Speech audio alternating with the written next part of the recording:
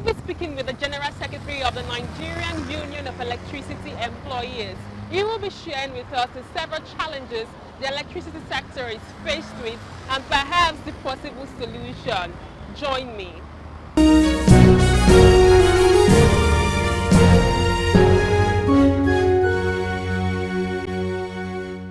It's good to have you on the program. Thank you very much. Okay, a lot is happening in the electricity sector, and I'll be asking you several questions in this regards. How would you rate the performance of the DISCOs and GENCOs? Would you say after the privatization of that sector, would you say that they've been performing? They were not meant to perform. You know, if you look at the privatization process, the way it happened, you know, you agree with me that they were not meant to perform. They were meant to maximize profit to the extent at which they may have smiled to the banks, if that is the measure for performance. I think yes. But in terms of providing services to Nigerians, I will tell you no, because there were certain things they were supposed to do. You know, fix the sector, improve the sector, and then at a reasonable tariff. And then we were supposed to equally have foreign direct investment. Apparently, knew there will be inflow of dollar and other currencies to the Nigerian economy, but none of this was achieved. So we are still grappling between 4,000 or less megawatts of electricity. And despite the fact that it will take you 3 years or 4 years to build a power plant, that's the gestation period for a power plant. As of today, 5 years after, they have not built one, you know, and what we still have is 4,000 or less, which was even the target that President Obasanjo met even in 2001, 2002, under Neil Imoke as chairman of the technical committee. So if you are still talking of 2001, 2002, 4,000 megawatts, and 2018, 4,000 megawatts, where some people have hijacked the power sector in the name of privatization and fixing it, and then you are still having less than 4,000 megawatts, then they should look for another excuse and give to us. It's not like privatization, you know, was meant to achieve anything. None. Okay, 5 years into the privatization, and Nigerians have been experiencing crazy bills. I would like to ask you specifically, many Nigerians believe that it is intentional for them not to actually provide prepaid meters. What's your take on this? I think their suspicion is not unfounded, you know, because under a prepaid arrangement, you know, you will be a master of yourself. You control how much you spend. You know, under an estimated billing system, you know, you don't control it, because somebody will come at the end of the month and say, oh, you're on a 3-bedroom flat. You have a television, whether it's on or not. You have an air conditioner, whether you use it or not. By the time you add these 3 rooms, you know, and then air conditioner, all this other stuff, you are supposed to pay 20,000, and they'll bill you. Under a kind of prepaid or postpaid arrangement, you buy a credit of 10,000 naira, and you decide not to put your television or your air conditioner because maybe it's rainy season and it will not be on at the end of the month. Nobody will attach any money to it. And then in the evening, maybe at night before you sleep, you off every other goddamn thing. Nothing will read. So at the end of the day, you may discover that you have spent less than 5,000. So to that extent, it is a minus to the utility company, because where they were supposed to get 20,000, they are getting 5,000. So as much as possible, they will try to frustrate that process. That is talking on strictly economic sense. But at another level, it is to the advantage of the customer, that I will pay what I consume. So that is why, to a very large extent, I'm looking at the allegation by some Nigerians that they are doing it deliberately. But some of them have tried to introduce prepaid metering, but a very small percentage. I'm not sure any of the distribution companies had metered up to 30 or 40% of their customers. So there might be some element of truth on this. Okay, moving forward, looking at what you've just said, many Nigerians are of the view that the private sector does not have any capacity to strengthen or improve the power supply in the country, which your union, NUI, actually warned Nigerians about these before the privatization exercise took place. Can you just remind us what steps the union took during this period? Well, you see, the union didn't just come out to alert. We tried to study privatization processes in some countries of the world. And we realized that most of them, where they actually took place, were kind of post-industrialization, that it takes the state to build the infrastructure, especially in the electricity sector. And that if Nigeria was having 24 hours power supply and they were talking of privatization, the alarm won't be there. People will now be given jobs. Maybe you are in charge of Surulere, we are giving you Surulere for 1 billion. Now, if you now get 1.5 billion, whatever, that's your business. So you return this amount monthly in that order. Now, but for a private man to build a power plant, and the power plant, the private man will take maybe 3 years or 4 years gestation period to build a power plant. And then the money invested on it will take you about 20 years, minimum of 15, 20 years, for you to recoup the investment. At what return on investment will you recoup it for 15 or 20 years? Now, there's no Nigerian investor or businessman, let's not even talk about the technical competence, that invests, to recoup his investment after 20 years. The investors and businessmen we have here are those that will invest this month and harvest next month. The power sector is not like that. You must take at least 3 or 4 years to build it. The money you spend there, you cannot recoup it till the next 15 years. And that was why, years after, many of them were licensed to build power plants. They didn't. What they did was to turn around to buy what they were calling obsolete NEPA equipment, obsolete NEPA power plants.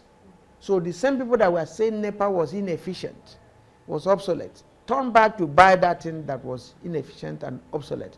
And up to today, they have not built any power plant.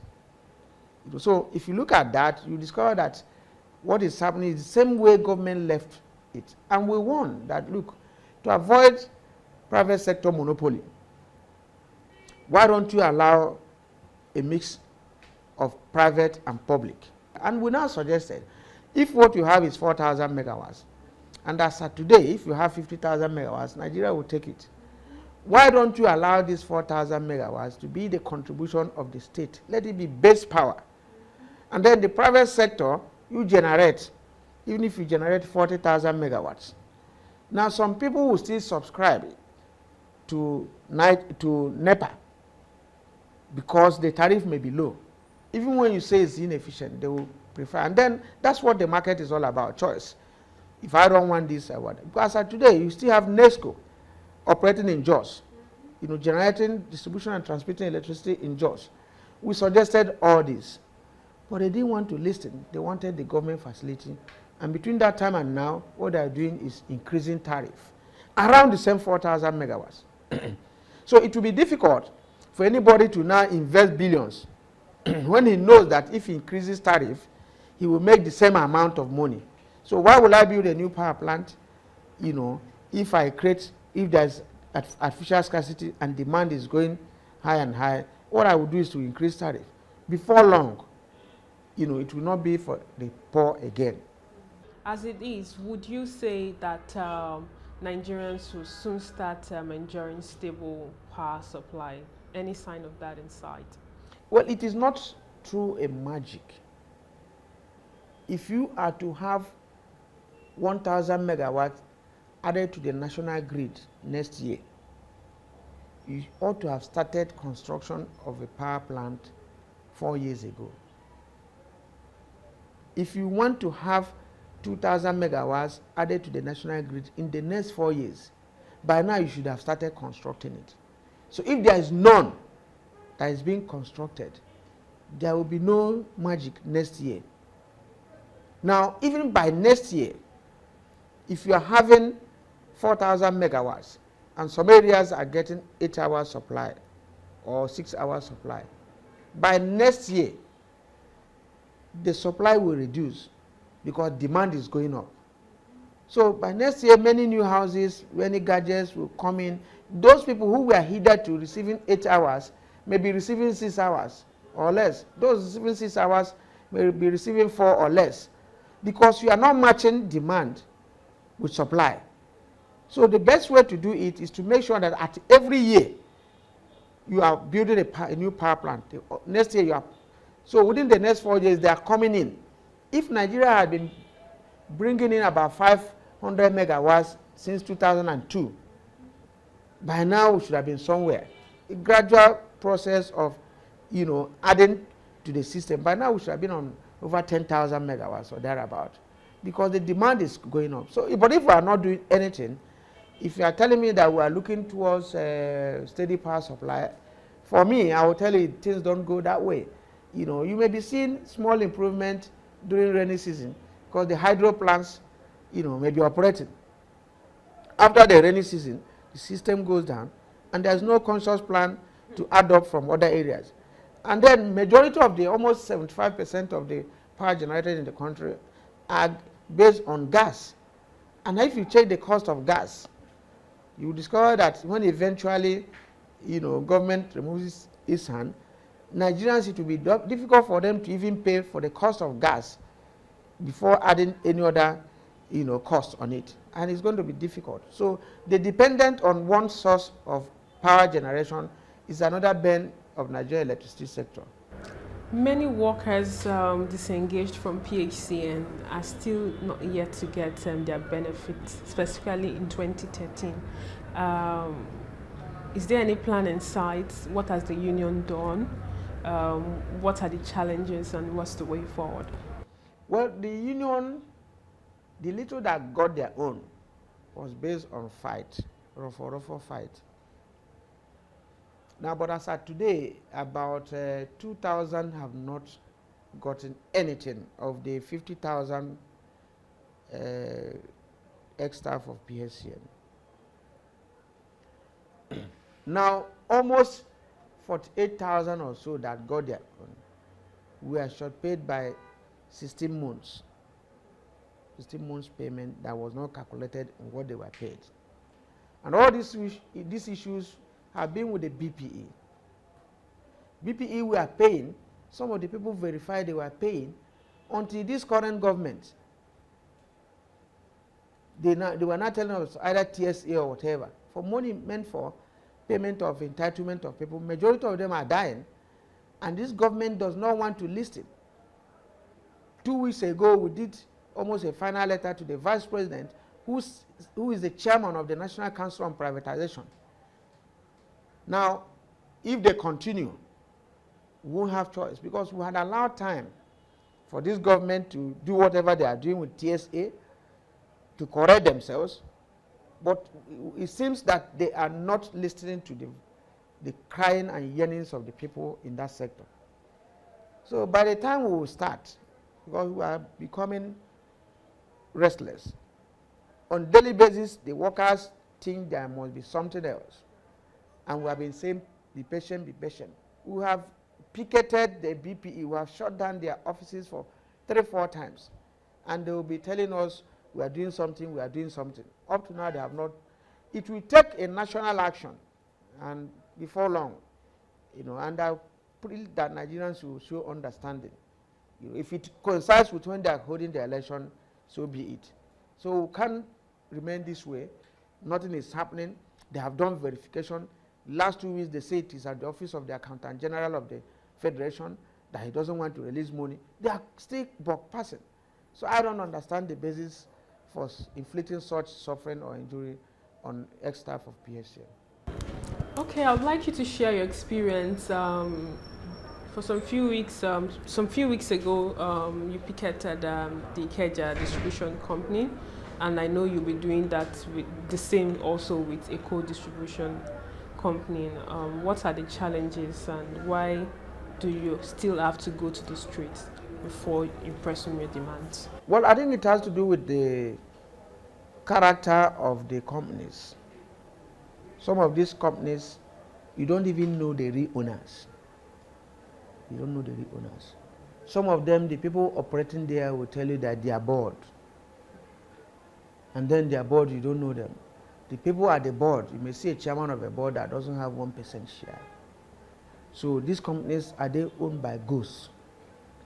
Now, you see a company from 2013 to date that doesn't have a condition of service, jointly agreed.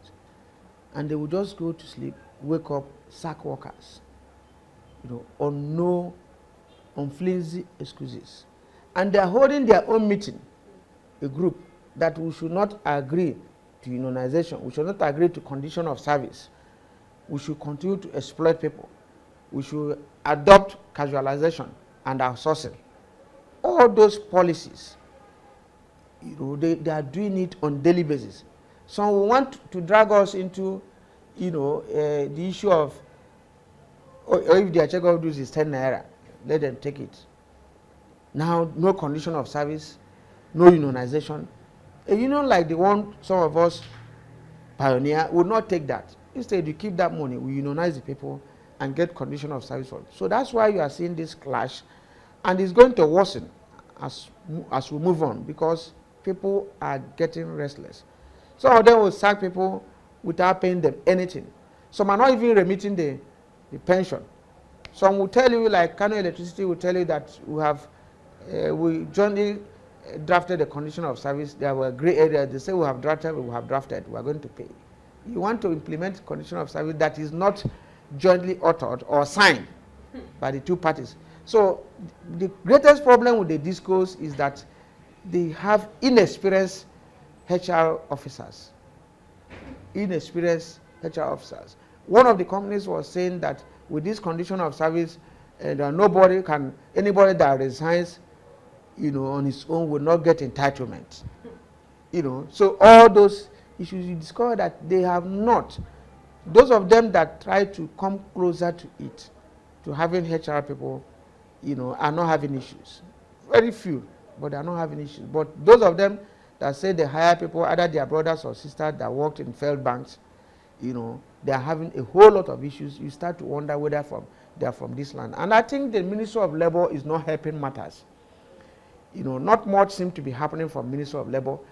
They can't even give them induction, to say, hey, this is labor relations, this is the way it goes. Majority of them don't have labor officers. So before you know it, they commit a lot of blunder. So, and the Ministry of Labor, if I tell you that I know what is happening there now, I don't know. Initially, we thought they wanted to do an orientation for the new investors in the power sector, for them to know what labor relations is all about. They have not done that. And these ones are moving from one mistake to the other. So I don't know how it's going to last. Some of them came from telecom sector. Some of them came from the banking sector, where they don't have maybe robust unionism. So that's why they're having issues with us. And they will continue to have issues with us. Thank you very much for joining us on the program. Thank you very much. And that's all we can take on today's edition of the program. Join us next week for a fresh edition of the show. I am Sharon Ijason. Thanks for watching, and remember, labor creates wealth.